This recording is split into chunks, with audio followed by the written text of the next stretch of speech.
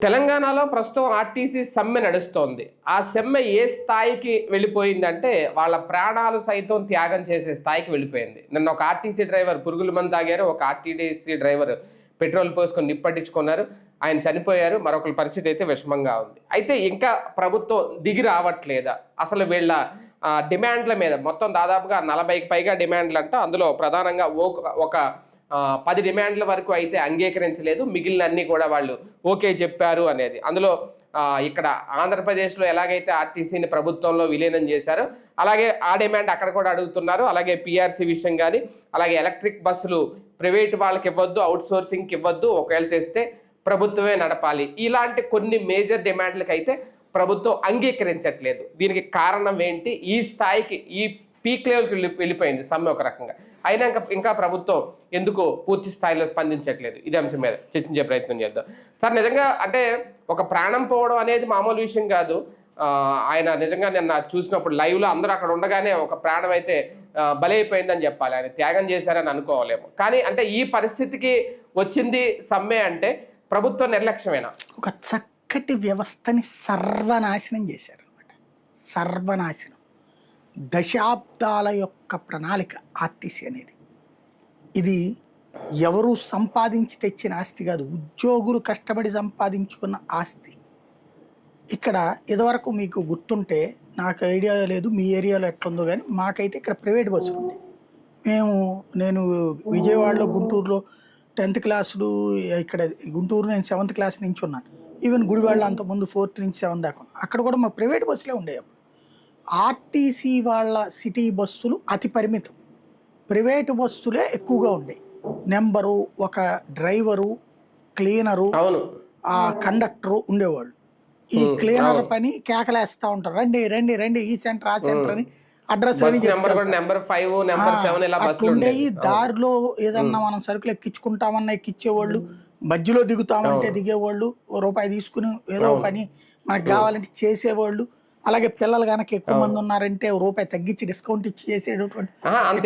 మొన్నటి వరకు మనం హైదరాబాద్ లో ఉన్నప్పుడు కూడా సెట్విన్ సర్వీసెస్ హైదరాబాద్ లో సెట్విన్ ఇప్పటికే ఉంటది. అది ముస్లిం, అది ప్రైవేట్. కానీ నేను అనేది ఇక్కడ రాష్ట్ర వ్యాప్తంగా అట్లా ఉండే. అలా ఉన్న వాటి మీద నిషేధం విధించి ఓన్లీ ఆర్టీసీ బస్సులే ఉండాలి అన్న ఒక సిస్టమ్ తీసుకురావడం ద్వారా ప్రజలలో ఒకళ్ళ ఉపాధి అవకాశాలు దెబ్బతీశారు వీళ్ళు.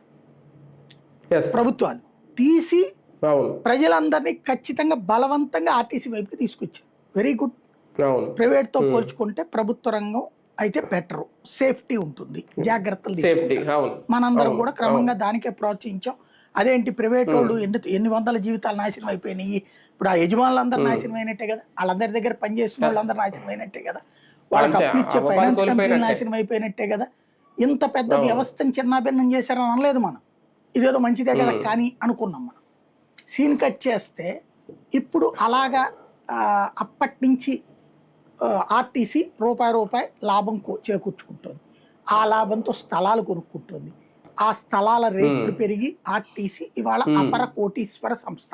అది రెగ్యులర్ గా చేతిలో డబ్బులు క్యాష్ రన్ అయ్యే సంస్థ. అది క్యాష్ రన్ అవుతుంది ఆర్టీసీలో. ఇది నడిచింది. ఇప్పుడు సీన్ కట్ చేస్తే ఏమైంది? ఓవరాల్ సిచ్యుయేషన్ ఆర్టీసీకి ఆ స్థలాలు ప్రైవేట్ వాళ్ళకి ఇవ్వడం ఒక ఎత్తు. ఇప్పుడు నువ్వు ఒక సంస్థకి ఆదాయం రావాలంటే, ఇప్పుడు ఫర్ ఎగ్జాంపుల్ మీ సొంత స్థలం ఉందండి, దాంట్లో మీకు ఆదాయం రావాలంటే ఏం చేస్తారు? అమ్మేస్తారా, లేదా ఎవడన్నా నీ దగ్గర అట్టు పెట్టుకోలేరా అని ఇచ్చేస్తారా? ఓ 10 రూపాయలు ఇచ్చే నాకు చాలని ఫస్ట్ ప్రయారిటీ ఏం చేస్తారు? మీకు లోన్ వస్తుంది అనుకోండి, లోన్ ఎలిజిబిలిటీ ఉందంటే ఓ 1 కోటి రూపాయలు పెట్టి ఓ 10 అంతస్తుల బిల్డింగ్ కట్టించి ఒక్కొక్క ఫ్లోర్లో ఓ 2 ఫ్లాట్లు వేసి అమ్మారనుకోండి, ఓ 3-4 కోట్ల రూపాయల డబ్బులు వస్తుంది. లేదు, అమ్మకూడదు, ఆస్తిగా ఉంచాలనుకున్నారు, షాపింగ్ మాల్ లాగా కడతారు. షాపులన్నిటి నుంచి అద్దె కాస్త కిస్తీలు పోయి మిగతాది మీరు సర్వైవ్ అయిపోతారు, బతికేస్తారు. ఆదాయ మార్గం. ఆర్టీసీకి ఏం రోగం అండి? ఆర్టీసీకి ఆస్తుంది, కార్పొరేషన్కి ఆర్థిక స్తోమత ఉంది. ఆర్టీసీ స్థలాల్లో షాపింగ్ మాల్ ప్రైవేట్ వాడు ఎందుకు కట్టాలండి? నాకు అర్థం కాలేదు. వీడు ఎందుకు కట్టుకోడు? అదనపు ఆదాయం కదా దానివల్ల. అద్దెలకు ఇచ్చుకుంటే డబ్బులు వస్తుంది. ఇప్పుడు ఆర్టీసీ బస్ స్టాండ్లో ప్రైవేట్ వాళ్ళు పెట్టుకునేది షాపులు, ఆర్టీసీ కాదు. అద్దె వస్తున్నదిగా నెలకు వచ్చేటప్పటికి. అవును. అట్లాంటి ఆదాయ వనరాల స్థలాలన్నింటిలో పెట్టచ్చు కదా, పెట్టలా. ఎందుకు అంటే తినాలి, వేరే వాళ్ళకి దోచిపెట్టాలి రాజకీయ నాయకులకి. ఇంతవరకు ఒక దోపిడీ, ఒక రకం తింటున్నారు. ఈ తినడాన్ని కార్మిక సంఘాలు పట్టించుకోవాలి. ఎందుకంటే వాళ్ళకి వాళ్ళు రాజకీయపరమైనటువంటి ఒత్తిళ్ళకి లొంగారా, ఏమైనా జరిగిపోయింది. ఇక ఒకసారి పిండడం బిగించేశాక ఆ పిండడం ఇప్పుడు పతాక స్థాయికి జరిగింది. ఎట్లాంటిది? రాజకీయ స్వార్థానికి ఆర్టీసీని వాడుకోవడం. ఉచిత బస్సు, గుడ్. ఉచిత బస్సు అన్నప్పుడు ఏం చేయాలా? ఇప్పుడు మీరు ఓ 50 మందినో 100 మందినో ఏదైనా తీసుకెళ్దాం అనుకున్నారు. మీరేం చేయాలి దానికి? ఆ 50-100 మందికి అయ్యేటటువంటి ఛార్జీల డబ్బులు మీరు ఖర్చు పెట్టాలి, అంతే కదా?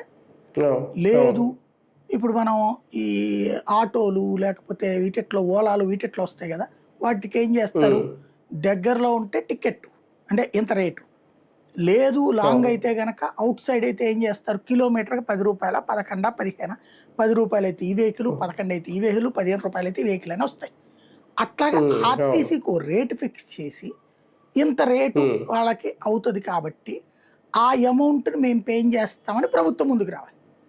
లేదా ప్రతి ఏడాది ఎంత ఆదాయం ఆర్టీసీకి వస్తుందో లెక్క ఉందిగా, దాంట్లో ఏం దొంగ లెక్క లెక్కలేదుగా. లాస్ట్ 10 years సగటి ఎంత వస్తుందో అంత డబ్బులు ప్రభుత్వమే ఆర్టీసీకి.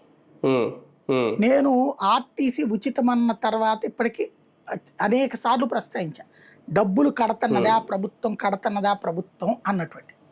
వాళ్ళు ఎవరు సమాధానం కూడా చెప్పలేదు. కొంతమంది చెప్పారు, అబ్బే ఏం కట్టట్లేదని నాటకాలంటే, లేదు కడుతుంది, అప్పుడేదో 400 కోట్లు ఎంత ఇచ్చేసాం అన్నటువంటి చెప్పుకొచ్చారు. ఇప్పుడు నిన్న ఇవాళ ఉద్యోగులు కార్మికులు ఏమని చెప్తున్నారు? 10 పైసలు డబ్బులు ఇవ్వట్లేదు. ఇదేమవుతుందంటే ఆర్టీసీ సర్వనాశనానికి ఆరంభమవుతుంది. ఇప్పుడు ప్రభుత్వం డబ్బులు ఏమి ఇవ్వట్లా, ప్రజల నుండి వచ్చే ఆస్తి పోయింది. రేపు పొద్దున ఏం చేయాలి ఆర్టీసీది? బస్సులు క్రమంగా వాటిది ఇవాళ మీరు కొన్న రోజున కారు 10 లక్షలు ఉందనుకోండి, రెండో రోజున మీరు అమ్మండి 2 లక్షలు తగ్గిస్తారుగా ఖచ్చితంగా. ఇది సహజసిద్ధం కదా. వెహికల్ అనే దానికి వాల్యూ పడిపోతుందే కానీ పెరగదు కదా. ఇప్పుడు ప్రైవేట్ వాళ్ళ దగ్గర కొని తర్వాత నువ్వు ఒకవేళ స్వాధీనం చేసుకున్నది నీకు వర్కౌట్ కాదుగా. ఇప్పుడు ఆర్టీసీకి సంబంధించిన సమస్య ఏమవుతుంది అంటే, ఓ పక్కన ప్రైవేట్ బస్సులను ప్రోత్సహిస్తున్నారు, అదే సందర్భంలో సదుపాయాలు తగ్గిస్తున్నారు. పైగా ఇప్పుడు ఈ ఉచితం తర్వాతన ఫ్రీ వాళ్ళే ఎక్కువ తిరుగుతున్నారు బస్సులు. మిగతా వాళ్ళు అందులోకి వెళ్ళి మనం డబ్బులు తగలేసుకోవడం ఎందుకు, నుంచునే వెళ్ళడం ఎందుకు, లేడీస్కి ఫ్రీ అని చెప్పించు అట్లా అని చెప్పేసి ప్రైవేట్ ట్రాన్స్పోర్టేషన్ వైపుకి వెళ్ళిపోతున్నారు. ఇప్పుడు మనం లాంగ్ రేంజ్కి వెళ్ళే ప్రతి ఒక్క ప్యాసింజరు తెలంగాణలో ఉన్నోళ్ళు ప్రైవేట్ వెహికల్గా పోతున్నారు. మ్యాక్సిమం 90%. ఒక 10% రూపాయి జాగ్రత్తగా లెక్కేసుకునే వాళ్ళే ఆర్టీసీకి వస్తున్నారు. ఈ సిచ్యువేషన్కి వీళ్ళ దగ్గర పరిష్కారం ఉందా? ఆర్టీసీ డబ్బులు నువ్వు ఏడాదికి ఎంత ఆదాయం అది సంపాదిస్తుందో ఆ డబ్బులు నువ్వు ఇవ్వాలి కదా, టికెట్ రేట్ లెక్కేసుకుని. లేదు ఇదివరకు ఎంత సంపాదిస్తున్నారో అంత ఇస్తున్నాం మేము, ఇవ్వు నువ్వు. రెండవది, వాళ్ళ జాబ్ సెక్యూరిటీ భయపడ్డారు, అందుకే ఈ గొడవ జరుగుతుంది. ఇప్పుడే నువ్వు ప్రభుత్వం విలీనం చేసుకో, తర్వాత నీ ఇష్టం, నువ్వు కంపెనీ మూసేస్తావో బస్సులు తీసేస్తావు, నీ ఇష్టం, నాకు సంబంధం లేదు కదా, నా జాబ్కి సెక్యూరిటీ ఉంటుంది. అప్పుడు ఇప్పుడు వీళ్ళు జాబ్ సెక్యూరిటీ ఇవ్వట్లని విలీనం చేసుకోవట్లా. ఆంధ్రాలో జగన్ ఏ అతి ప్రచారం చేసుకోవాలి, కూల్గా విలీనం చేస్తాడు, అయిపోయింది అంతే. అక్కడ చంద్రబాబు గారు అయితే కనుక 1 లక్ష రూపాయలు ఇస్తున్నాడంటే 2.5 లక్షల రూపాయలకి సరిపడే ప్రచారం చేసుకుంటాడు. ఆయన శిష్యుడు అయినటువంటి రేవంత్ రెడ్డికి అయినా కనీసం 2 లక్షల ప్రచారం ఇస్తారు అక్కడ ఉన్న మీడియా. అట్లాంటిది జగన్కి ఏ ప్రచారం లే, ఉన్నట్టుండో జీవో తెచ్చాడు, విలీనం అన్నాడు, కథం అయిపోయింది, టాటా బై బై అయిపోయింది అక్కడ. అవును, అంటే అది ఎన్నికల ముందు ఇచ్చిన హామీ కదా, నిలబెట్టుకున్నారు. ఇక్కడ ఏం బాధ వీళ్ళకి, వీళ్ళు అదే కదా హామీ ఇచ్చింది. అప్పట్లో ఆర్టీసీ విలీనం అని చెప్పి మాట తప్పాడు కేసీఆర్. అప్పుడు ఆందోళన చేస్తాడు, ఉద్యోగాలు పీకేస్తున్నాను అన్నాడు, రచ్చ చేశాడు, చివరికి వదిలేశాడు. ఇప్పుడు అదే ఆర్టీసీకి సంబంధించి ఇవాళ ప్రభుత్వం ఆ రోజున వాళ్ళ పట్ల మొసలు కన్నీరు కార్చిన ప్రభుత్వం ఇవాళ ఆర్టీసీ ఆక్యుపెన్సీ పెంచుతున్నా లాభం వస్తుందని కథలు చెప్తుంది. లాభం వస్తుంటే ఎందుకు జీతాలు ఇవ్వవు మాకు అంటున్నారు వాళ్ళు, ఎందుకు మా బెనిఫిట్స్ ఇవ్వవు అంటున్నారు వాళ్ళు, ఆ డబ్బులు ఇయ్యని అడుగుతున్నారు వాళ్ళు. సమాధానం ఏమైనా ఉంది వీళ్ళ దగ్గర? ఉచిత బస్సు పెట్టి డబ్బులు లేకుండా నువ్వు లాభాల్లో నడుస్తుందని ఎట్లా చెప్తావు దాన్ని? శాంతం మునిగాక రేపు పొద్దున వాళ్ళని రోడ్డు మీద పడేస్తే దిక్కు ఎట్లా ఉంటుంది? ఇదివరకు కేంద్ర సంస్థలు అట్టాగే ఉండేవాడు, మూసి పడేస్తే దిక్కు ఉండేది కాదు. తర్వాత ఎప్పటికో ఏళ్ల తరబడి పోరాటాల తర్వాత కోర్టుల ఆదేశాల మేరకు క్లోజ్ అయింది, ఓకే జీతాల వరకు అని ఏమంటారు. అట్లాంటి సిచ్యువేషన్ ఇక్కడది ఓ రకంగా చెప్పాలంటే. అవును, కానీ ఒకటి సార్, అంత తీర్చలేని డిమాండ్ల అంటే ఓకే, ఈ విలీనం సంగతి పక్కన పెడితే ప్రైవేట్ వాళ్ళకి అప్పగించడం వల్ల రేపొద్దున నిజంగా ఎలక్ట్రిక్ బస్సులు తీసుకొచ్చి వాళ్ళకి అప్పగించడం వల్ల వీళ్ళకి ఏం ఉపయోగం ఉండదు అనేది. కానీ అలాగని చెప్పి ప్రైవేట్ వాళ్ళు అప్పగించకుండా ఆర్టీసీ రన్ చేసే ఉద్దేశంలో ప్రభుత్వం అయితే లేదు. ఎవరి స్వార్థం వాళ్ళు చూసుకున్నాండి. ఇదివరకు నాకు బాగా గుర్తు, నేను కూడా బాగా కవర్ చేసాం, మమ్మల్ని అందరినీ హెల్ప్ కూడా అడిగారు, మేము అప్పుడు ప్రోమోలు కూడా వేసాం. ఏంటంటే ఆర్టీసీ పరిరక్షణ సమితి అని ఉద్యోగ సంఘాలన్నీ కలిసి ఒక సమన్వయ కమిటీ, వాళ్ళకి తోడు పోలీసు రవాణా శాఖ వాళ్ళు కూడా అందులో సభ్యులుగా ఉండేవాళ్ళు కమిటీ. వీళ్ళు పెట్టిన రూలు బస్ స్టాండ్ దగ్గర ప్రైవేట్ బస్సు ఆగకూడదు, అసలు బస్ స్టాండ్ పరిసరాలను ఆగకూడదు, ఇంకోటి స్టేజ్ క్యారియర్ లాగా వాడకూడదు, అంటే ఇక్కడ దించుతాం అక్కడ దించుతాం అనేటటువంటిది. టూరిస్ట్ బస్సులు టూరిస్ట్ పర్మిషన్ల మీదనే ఉండాలి తప్ప ఆ టిక్కెట్లు అమ్ముకోకూడదు. ఇవి వీళ్ళు పెట్టింది అప్పుడు అమలు చేశారు. తర్వాత రోజుల్లో ఏం చేశారు, వీళ్ళని ఈ ఎవరైతే ఆర్టీసీ యూనియన్లో ఉంటారో వాళ్ళకి అవినీతి అలవాటు చేశారు రాజకీయ చేసి, వాళ్ళని మొదట్లో ఆ బస్సులో పార్ట్నర్లుగా చేశారు. బస్సులో సంపాదించే డబ్బుల్లో పార్ట్నర్లుగా. సెకండ్ ఫేజ్లో నువ్వే ఓ బస్సు పెట్టుకోబ్బా అని చెప్పారు. ఈ యూనియన్ నాయకులు బస్సులు పెట్టి ఆర్టీసీకి తిప్పుతా, తద్వారా ప్రైవేట్ని ప్రోత్సహించారు. వాళ్ళ వ్యక్తిగత స్వార్థం ఇవాళ రోజున రాష్ట్రంలో లాంగ్ జర్నీలన్నీ కూడా, మనం బెజవాడ నుంచి హైదరాబాద్ వెళ్ళినా, బెంగళూరు వెళ్ళినా, చెన్నై వెళ్ళినా, వైజాగ్ వెళ్ళినా, ఇవి మా ప్రైవేటు బస్సులు ఖాళీ లేవంటే అప్పుడు ప్రభుత్వ బస్సుకి వెళ్తున్నారు. ఆర్టీసీకి ఖాళీ ఉందంటే ఇటే పోతున్నారు. ఫెసిలిటీ సంబంధించి మొదట్లో అట్రాక్ట్ చేయడానికి బస్సు ఎక్కితే ఓ మంచినీళ్ళ బాటిలు, ఒక బిస్కెట్ ప్యాకెట్టు, మాన్ దుడుచుకోవడానికి వెట్టు, కాగితం, ఇట్లాంటివన్నీ ఇచ్చారు ప్రైవేట్కి. నాకు బాగా గుర్తు, ఎందుకంటే నేను ఎప్పుడు తిరుగుతూనే ఉండేవాడిని కదా. అవునవును అవును.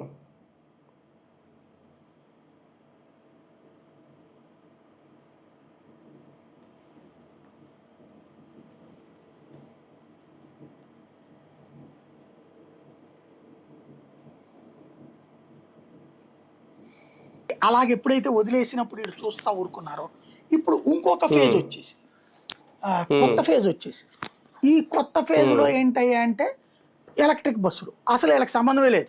ఇప్పుడు ఎట్లయితే ఆర్టీసీకి ప్రైవేటు బస్సులు ఫర్ హైర్ ఇచ్చారో, ఇప్పుడు శాంతం ఇవన్నీ కూడా ఎలక్ట్రిక్ బస్సులు ఎవడో ఒక నాయకుడు తరపున కొంటారు, వీళ్ళకి లీజుకి ఇస్తారు, కిలోమీటర్కి ఎంత, వాళ్ళకి ఏం సంబంధం ఉండదు, డ్రైవర్ డ్రైవింగ్ చేసుకుంటాడు, ఇది ఇన్సూరెన్స్ డబ్బులు వాళ్ళది. అంటే ఆర్టీసీ నిర్వీర్యం అయిపోతుంది. ఆర్టీసీ ఆదాయ వనరు కరిగిపోతే, ఇప్పటికే డిపోలు కూడా ఇచ్చేసారట అట్లా ప్రైవేట్. క్రమంగా ఇంకా ఆర్టీసీకి ఆదాయం ఏముంది, బిల్డింగులు స్థలాలు ఒక పక్కన నొక్కేస్తారు, ఇటేమో ఫ్రీ అని చెప్పేసి దాన్ని అడదడ్డంగా వాడుకుంటారు. ఓ రకంగా చెప్పాలంటే ఈ తరం తర్వాత అసలు ఆర్టీసీ ఉంటుందా, ప్రభుత్వం చేతిలో ఉంటుంది అనేది డౌట్. ప్రభుత్వం చేతిలో ఉంటుంది అనేది డౌట్. కొంప మునిగాక కంటే ముందే చేయడం, ఆంధ్రాని చూసి సిగ్గు తెచ్చుకోవాలి. ఆంధ్రాలో ఫస్ట్ ఇచ్చేసారు కదా, ఇక్కడ విలీనం చేసేసారు కదా, అక్కడ ఎందుకు చేయట్లేదు, అది ఇప్పుడు అడుగుతోంది. సార్ ఒకటి, ఇందులో ఈ సమ్మె కారణంగా దాదాపు తెలంగాణ ఏర్పడిన 12 ఏళ్ళ తర్వాత నిన్న హుజూరాబాద్ దగ్గర ఎక్కడోనంట కొంతమంది తెలంగాణ వద్దు, ఉమ్మడి ఆంధ్రాయం వద్దు, అప్పుడున్నప్పుడే ఆర్టీసీ చాలా బాగుంది, ఇప్పుడు చాలా దారుణంగా పడిపోయింది, చాలా దారుణంగా తయారైందని కొంతమంది మహిళా ఉద్యోగులు కొన్ని నినాదాలు చేశారట అక్కడ. అంటే ఇది ఒక రకంగా రేవంత్ రెడ్డి ప్రభుత్వానికి ఒక చెంపపెట్లా అనుకోవచ్చు. అది గనక ఎక్కువైంది అనుకోండి, రేవంత్ రెడ్డికి వ్యతిరేకంగా తెలంగాణ ఉద్యోగం పెరుగుతుంది. మళ్ళీ ఇదిగో చంద్రబాబు మనిషి కాబట్టి మళ్ళీ ఆంధ్రాని విలీనం చేయడానికి కుట్రలు అని సమ్మె డిబేట్ అయిపోతుంది. ఎవరన్నా అట్లా నినాదం చేస్తే నోటి దొత్తరా, అంత మించేయలేదు. దాంట్లో ఆంధ్రాలోనే బాగుంది కనుక ఒప్పుకోరు తెలంగాణ వాళ్ళు. అప్పుడు ఈ సమ్మె మీద నెగిటివ్ పడిపోతుంది. అంటే ఆర్టీసీ పరంగా చూసుకుంటే ఇక్కడ బెటర్ అనే ఫీలింగ్ తో అయితే వాళ్ళు ఉన్నారు. అంటే ఆంధ్రప్రదేశ్ లోనే బాగుంది. కారణం ఏంటి, మనం ఇక్కడ విలీనం చేసేసారు కాబట్టి. అది అది జగన్ టైంలో జరిగింది. ఒకటబ్బా, ఒక స్వార్థం. మనవాడు తప్పు చేసినా సరే తప్పుని తప్పనకపోతే తన్నోడి నన్నోడినా, నన్నోడి తన్నోడినా పరిస్థితి అవుతుంది. ఇప్పుడు ఆర్టీసీ రాష్ట్రం విడిపోయింది, ఇంతవరకు ఆర్టీసీ ఆస్తులు పెట్టి చేయకుండా అక్కడ నొక్కేసుకుని వాడేసుకుంటున్నారు. నిన్నటిదాకా నువ్వు అన్న తమ్ముడు అని మాట్లాడుకున్నటువంటి ఆర్టీసీ ఉద్యోగులు రాష్ట్రం విడిపోగానే పరమశత్రువులాగా బిహేవ్ చేసుకుంటేగా ఏందా అది పద్ధతేనా? వాళ్ళ ఆస్తి వాళ్ళకి ఇచ్చేయని చెప్పాలి కదా అక్కడ తెలంగాణ ఉద్యోగులు. చెప్పలేదు. ఇప్పుడు వాళ్ళు ఉచిత బస్సు కూడా ఎవరికి వాళ్ళు ఇష్టమైపోయింది. ఇప్పుడు క్రమక్రమంగా ఏమైపోయింది, ఎవరన్నా కనుక చెప్తే మన మగవాళ్ళకి కూడా పెట్టారంట కదా సార్ ఉచిత బస్సు. ఇది తమిళనాడులో. తెలంగాణలో ఏం జరుగుతుందంటే కండక్టర్లను తీసిపడేశారు. ఉచిత బస్సే కదా అని చాలా చోట్ల కండక్టర్లు తగ్గిపోతే రిక్రూట్ చేయట్లేదు. కాబట్టి మగాళ్ళు కూడా ఎక్కేస్తున్నారు ఫ్రీ. ఏం లేదు, ఇప్పుడు తమిళనాడులో విజయ్ చెప్పినట్టు రాబోయేటటువంటి రోజులో ఉచిత బస్సు అందరికీ ఎక్కేయడం వెళ్ళిపోవడం, అప్పుడు సర్వనాశనం అయిపోతుంది అనమాట వ్యవస్థ. అంత మించి ఏం లేదు. కానీ రేవంత్ మీద వ్యతిరేకత పెరుగుతోంది. ఇప్పుడు ఈ మరణాలు, ఈ ఒక రకంగా ఈ ప్రాణత్యాగాలు రేపొద్దున్న భారీ మూల్యం చెల్లించుకోక తప్పదా? బేసిక్ గా రేవంత్ రెడ్డి కూడా చంద్రబాబు గారి బాటలో ఉంటాడు కాబట్టి దీన్ని ఎలాగ మళ్ళీ మైలేజ్ మార్చచ్చు అనేది అతనికి తెలుసు. మేబీ రేపు మాపు సెట్ చేసేస్తాడు ఆయన. అయిపోద్దేమో. రైట్, చూద్దాం. మొత్తానికి తెలంగాణలో అయితే ఆర్టీసీ సమ్మె తీవ్ర ఉధృత రూపం అయితే దాల్చింది ఆల్రెడీ, ఎందుకంటే ఇద్దరు పరిస్థితి బాగాలేదు కాబట్టి. కానీ దీని మీద వేగంగా చర్యలు తీసుకుంటారా? ఇప్పటికే వాళ్ళు ఏ క్షణానైనా చర్చలకు సిద్ధమని అయితే చెప్తున్నారు ఆర్టీసీ కార్మికులు. కానీ ప్రభుత్వం ముందుకు రావట్లేదు వాళ్ళ డిమాండ్లని నెరవేర్చే విషయంలో అనేది. ఏం జరుగుతుందో చూద్దాం.